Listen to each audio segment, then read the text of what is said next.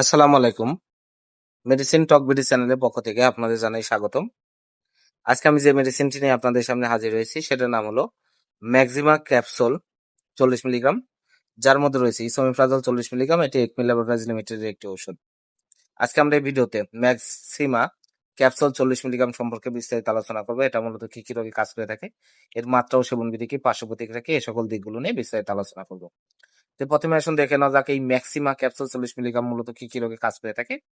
এটি গ্যাস্ট্রিক এর সমস্যার সমাধানে গুরুত্বপূর্ণ কাজ করে থাকে। আলসারের সমস্যার সমাধান করে, গ্যাস্ট্রিকের কারণে পেট ব্যথা দূর করে, বদহজম দূর করে, খাবারের রুচি বৃদ্ধি করে, কোষ্ঠকাঠিন্য দূর করে। যাদের কোষ্ঠকাঠিন্য রয়েছে, কোষ্ঠকাঠিন্য পায়খানা কষা হয় বা পায়খানা নরম হতে চায় না, তাদের জন্য খুবই একটি উপকারী ট্যাবলেট ক্যাপসুল হচ্ছে এই ম্যাক্সিমা 40 মিলিগ্রাম ক্যাপসুল।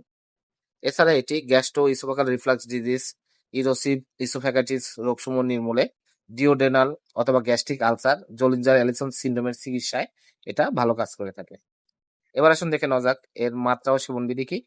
এটি খাবার 1 ঘন্টা পূর্বে অথবা খাবার 1 ঘন্টা পরে সেবন করতে হবে।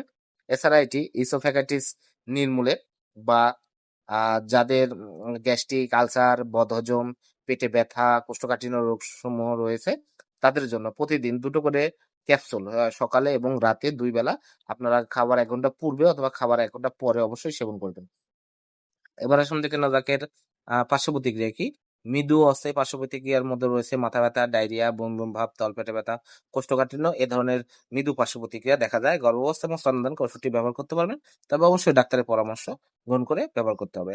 ম্যাক্সিমা ক্যাপসুল 40 মিলিগ্রাম, প্রতিটির দাম 10 টাকা। আপনার হাতের কাছে যে কোনো ফার্মেসিতেই ম্যাক্সিমা 40 মিলিগ্রাম ক্যাপসুলটি পেয়ে যাবেন। ধন্যবাদ আমার ভিডিওটি দেখার জন্য। পরবর্তী ভিডিও পেতে আমার চ্যানেলটিকে সাবস্ক্রাইব করুন এবং পাশে থাকা বেল আইকনটিকে প্রেস